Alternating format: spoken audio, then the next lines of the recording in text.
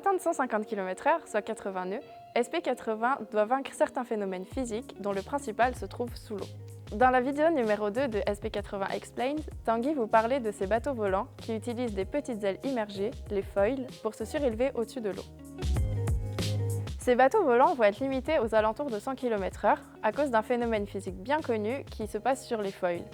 En effet, on observe l'apparition de bulles de vapeur d'eau autour des foils, donc c'est un peu comme si l'eau se mettait à bouillir autour des foils et c'est ce qu'on appelle la cavitation.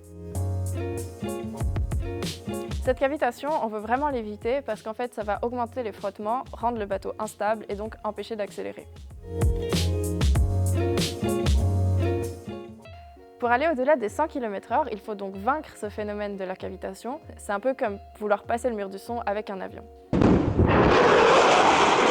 Avec SP80, pour passer ce mur de la cavitation, on utilise des formes de foils très différentes.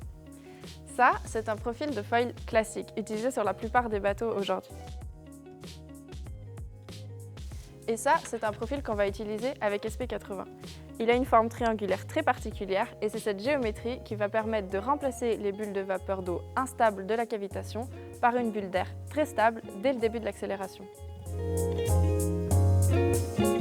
C'est un autre phénomène qu'on appelle la ventilation. Donc bien sûr, à basse vitesse, ces profils sont moins performants.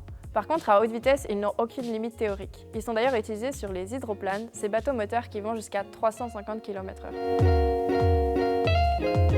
Le potentiel de vitesse est donc énorme et on compte bien l'exploiter avec SP80 pour atteindre les 150 km/h à la voile.